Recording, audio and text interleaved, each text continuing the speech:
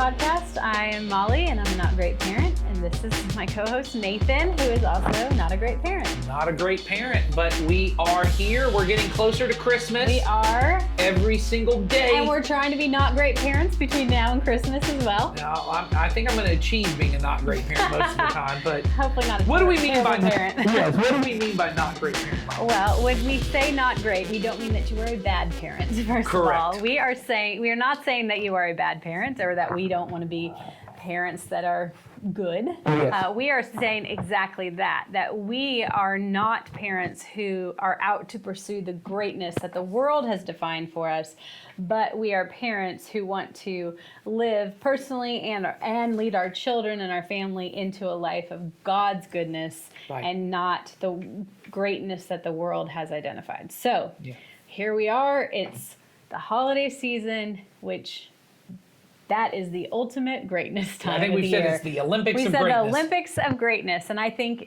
I'm feeling it already. Yeah. I think, we're filming this the week of Thanksgiving. Yeah. So and we're this about to kick off this. This is both of us, our last day before we go on a day off and a little bit of a break. I think this is probably the last thing both of us are probably going to do. Oh, yeah, the second we hit stop, I'm out of here. Yeah, I was about to say. So Not because I don't like being here, but it's just, I got stuff to do. Well, and you're traveling. We're leaving tomorrow to go to Colorado for a couple of days, and then we'll be back. So I've got to make sure we got all this stuff in order. We're going to see some family members tonight that we won't see. So. I know you've told me that your husband loves the TV show King of the Hill. Oh, yes. I love King of the Hill. So we watched King of the Hill. My kids have just been introduced to King of the Hill, and they don't really get all of it because I'm not saying I'm a cool dad. I'm just saying Hank Hill has a very stuffy personality that I don't really have, but so they're like, they don't always get what's so funny about him being so stuffy, but they love watching the Thanksgiving episodes because we're coming up on Thanksgiving, and we watched one, and it made me think when you're saying that. Peggy, at one point, who likes to be a little bit of a know-it-all, says at one point that the day before Christmas, in my opinion, and the day before Thanksgiving, in my opinion, is the busiest day to travel. It is, and I say that. Well, I know, and I think every time she says it, it's not your opinion. That's just, it is the busiest day to travel. It is the busiest traval day. And so we're leaving tomorrow at 5 o'clock from the Atlanta airport, which is like the busiest airport. It is, in your opinion. In my opinion, it's really busy over there. Yes, but I think, getting to what we're trying to get to today, and we're going to try and be, not only because we both have to leave, but for the sake of what we're talking about. Yeah, it goes along with our in topic. This episode, one of the things I think most people think leads to a great life, I don't know it's anything, I think there's some of us that kind of like being busy. Oh, I think people thrive on busyness. But I think some of us who may not even like the busyness, we just think it is a necessary evil. And as I always say, as if evil was ever necessary. Because how often do you say to people, how are you? And the answer is busy. Well, we wear it a little bit like a badge of honor of, look how busy I am. I have times where I prefer to be busy, and the reason why is because I am someone who works up to deadlines and things like that. So that actually drives me to produce better, which again, not probably the best way to handle things. Well, one of the something things that helps me sometimes. This is probably not interesting to anyone else, but it made me think of what you just said. My job is kind of, over the last few years, has been changing around here as far as what I'm responsible for and what I do. And part of what that is that I'm delegating more things out, which means I, who have always been very much a workaholic and very much measured by performance based on what I'm able to produce, and accomplish, I'm producing a lot less, and I have a lot more time in my office where I'm just sitting, and I was telling you, like I'm having more meetings with people, like I'm going out and having lunches, networking with people, and all these different being around, which basically means I'm talking to pastors at lunch, But all of these different things that I'm trying to kind of do right. I have these moments where I go, I don't know if I did anything today, and if I'm honest. And I had a moment sometime last week where I almost had, I wouldn't say a panic attack, but this large amount of stress come on me. And I realized halfway through, it's because I felt I'm not producing anything. I'm not doing it. Maybe that means I don't have any worth and I don't have any value. And I kind of had to sit with God and have this moment of talking with him of like, do you love me even if I'm not doing a lot for you. Even if what my job now has become is this different kind of position where I'm not producing as much, but what I'm doing, at least the church seems to think, is of a lot of value in what I'm doing. But can I see myself as not measuring my value in my busyness? Right. Because I think a lot of us measure how successful we are, how happy we are, and how busy and hectic and frantic my life is. And I'm very guilty of it. Right. I mean, and it We sounds... all do. I mean, I yeah. do that too. I think I go through some phases of that, but I mean, I always have a to-do list that if it's not accomplished, I don't feel like I did it right that day. And the to-do list never says just sit and be with God. I mean, I've had to, over the years, teach myself to have those key, Right. which we've talked about on here. Yes. You know, that is something that, but it's still on my to-do list, sit and be with God. Right. You know, because those things are important and a priority to me, but at the end of the day, I still live and breathe by what I got done, and I Yeah. think Well, I think if there's not a lot going on, I am quick to fill it with yeah, things. I know you and I both have said when we go on vacation, we find ourselves creating to-do lists for the vacation. Yes. That just sitting and reading a book or sitting and doing something is not enough for us. I need to have something. I need to Yes. come back from vacation and say, look what I did. Yes, vacation was great. Yeah. This is what I did. This is what I did on my made summer vacation. Yeah, when I go on vacation, I made breakfast for everybody every single day. Yes, I For learned. my whole family, because we go on vacation with 18 people, and I'll be like, oh well, I did this, this, and this. We often do staycations because we do one like travel vacation a year, but we try to do a lot of it's honestly become a thing. My wife has told me, you're going to take every vacation day you're given, because when the first 8 years I worked at this church, I took maybe a third or a Right. fourth of the vacation days I was given, because I just didn't like to take time off. I just wanted to work. I wanted to be the person everyone relied on. And if I missed a week of work, then everyone might stop relying on me because they go, Yes. oh, other people can do what Nathan Right. does. And that's been part of the thing for me, is realizing there are other people that can do what I do and do it as well. Some people better than what I can do. Right. And the fear that sometimes causes. Oh, yeah. What if I'm okay? Now, those are all Whatever. my problems. So let's And those are not all, I mean, that's in some, like, go back and watch the mental health episodes, but Yeah. that is often stuff we create in our head Yes. to keep us from being great or good and moving towards greatness, because we think we have to do all these things. But I think understanding that about yourself and Yeah. understanding what drives your busyness and what Right.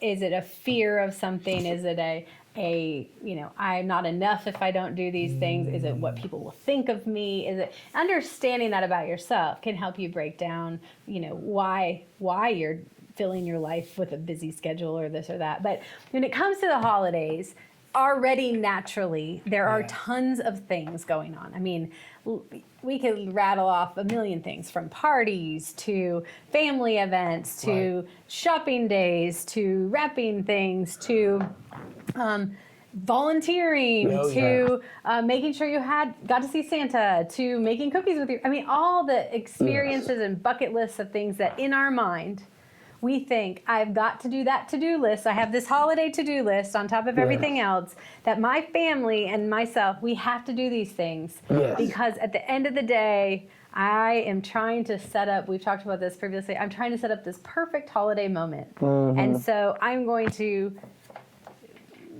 go to chase after that, and I'm hoping I hit that target, right? So I've got all these things lined up.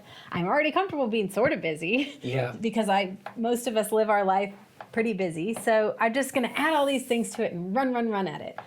Well, if we really look at that, is that the pleasing, good life that Jesus wants us to have?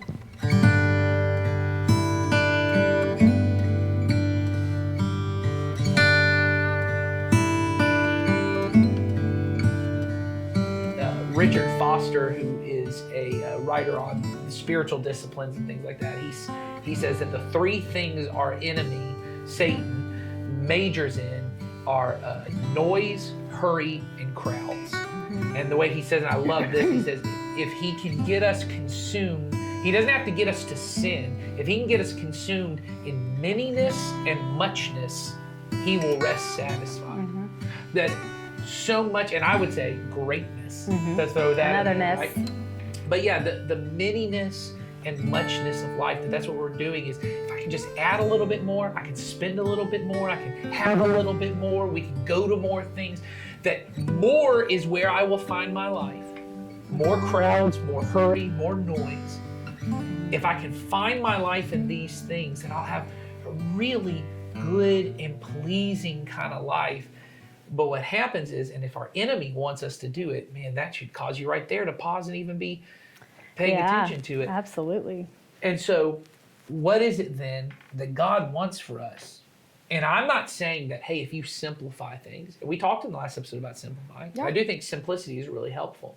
But I'm not saying if you just simplify and you just pick one thing, then, hey, man, that one thing, you'll give your all to that one thing and you'll get that Christmas moment. It'll be a better Christmas moment. Don't come after us if you cut everything out and didn't get a Christmas moment. Yes, exactly. Because we're not saying exactly. No, and I don't even know, honestly, I just don't know, because this idea of a Christmas moment is not this biblical kind of idea. Yeah, it's our own idea. It's We just created this in our brain. And honestly, I think it's a myth. I think it is, as we said in the last one, it is an American idea to try and get us to spend more money, to spend more time on these kind of things, because then maybe we'll be convinced, hey, it'll pay off in the end, Yes. right?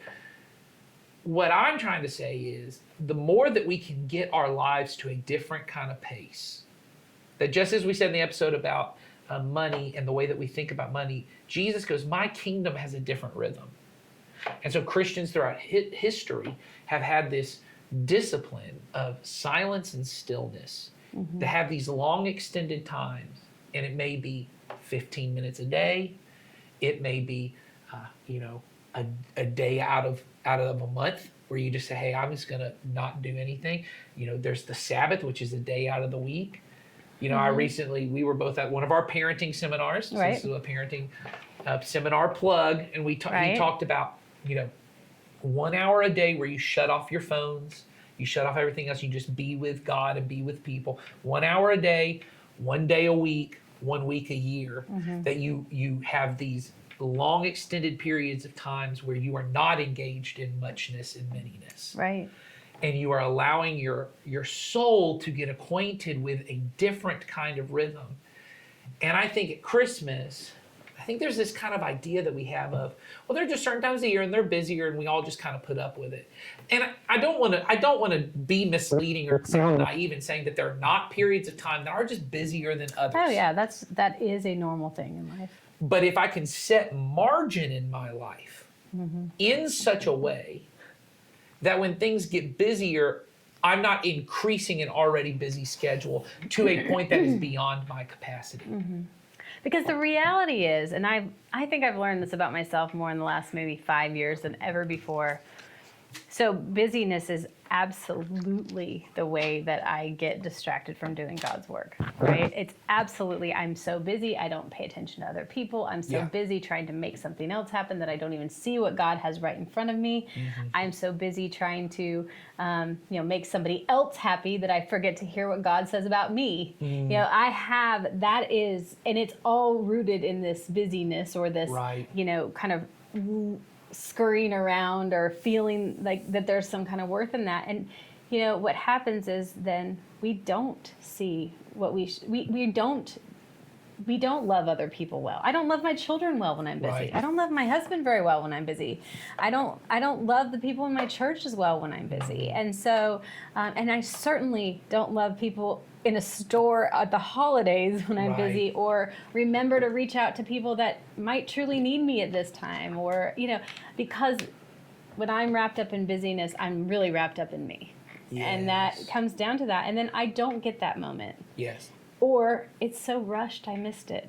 Yes. And I think back on some holidays, and like I've had some very good holidays in my life. I've had great Christmases, but there was this one Christmas where it wasn't that long ago. It was Ben and I were married, and my parents said, "Well, nobody's really coming here this year, and whatever." So my parents and I and Ben and maybe one other, I can't remember who else was there, one or two other people, but we went to a house that was on a lake.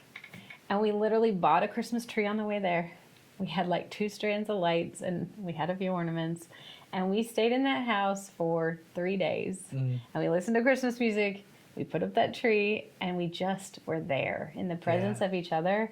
And that was the most like nourishing couple of days for myself with God, because I was able to spend a lot of time, being with God, and for those relationships, because I stopped worrying about all the other things and I was just able to be present in that. And so it was super awesome to see those two things happening at once. But I wouldn't have seen that if I wouldn't have made that or just known that was going on in my life, that busyness was this terrible culprit for me.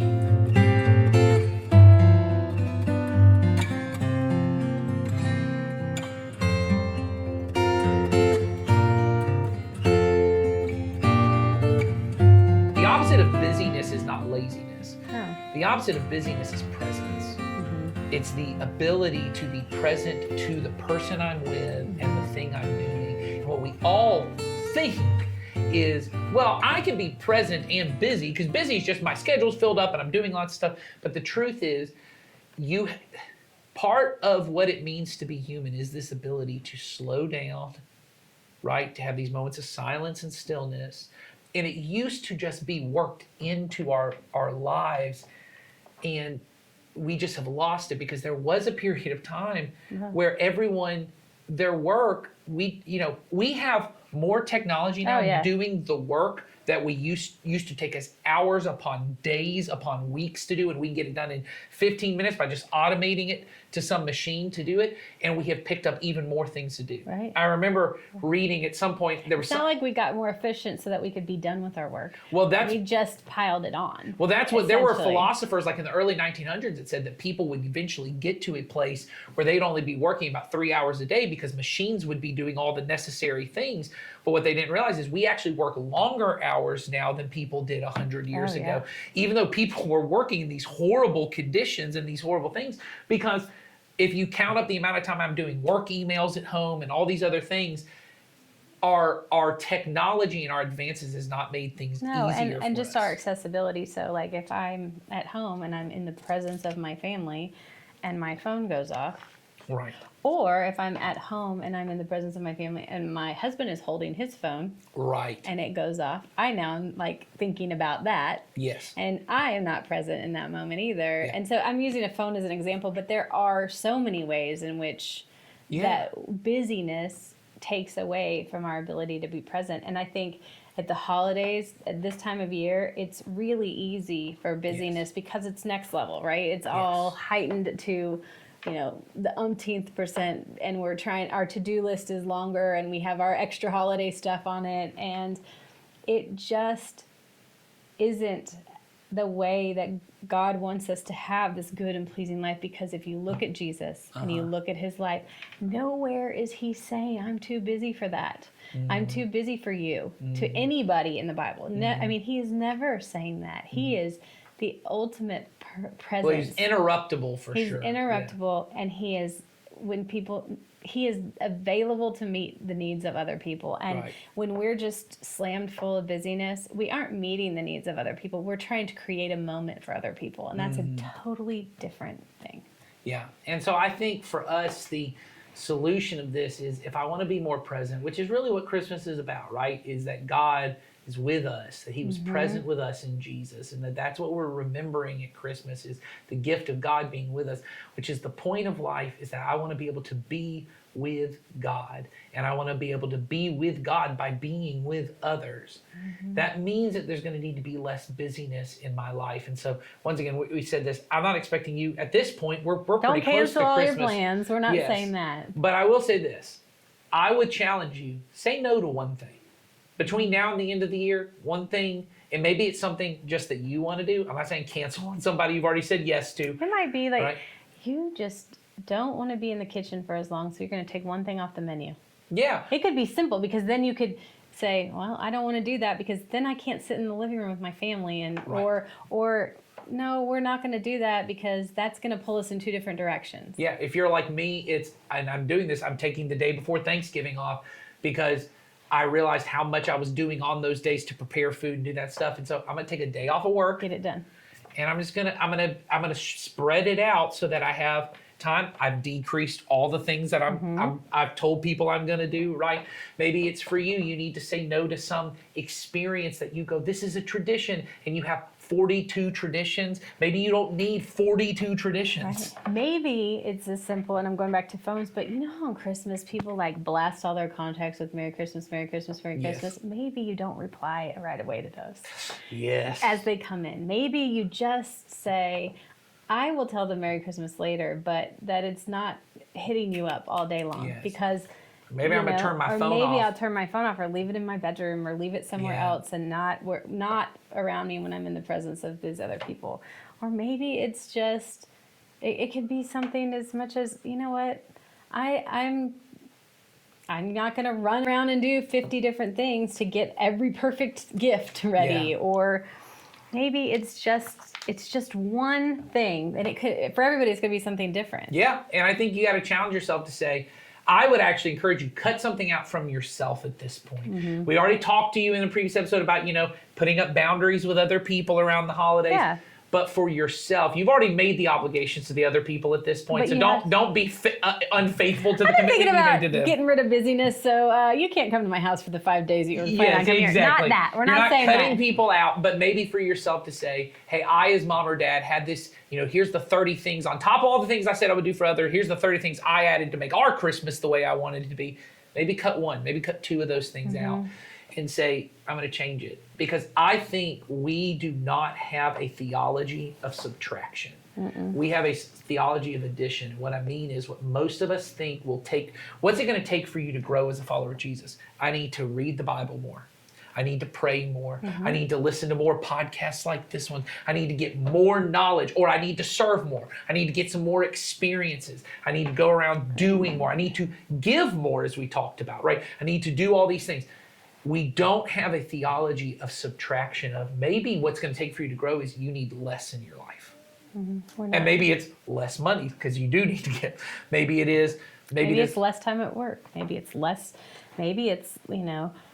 chaos in your life. Maybe it's less busyness. Maybe it's less praise from others. Maybe it's less admiration from others. Maybe it's saying no to a project. I'm just talking for me. Maybe it's saying no to a project that I could do, and I feel like I have to do because if someone else did it and that person got praised, maybe that took away from some of my praise. Maybe what I need less of is less admiration, less praise, which means I'm going to have less busyness. And maybe in that, the chaos that comes out in my soul that says, oh no, but what if I don't do that? No, what if I do this? Maybe I'm too attached to something that I think will give me life and make my life great. Yeah.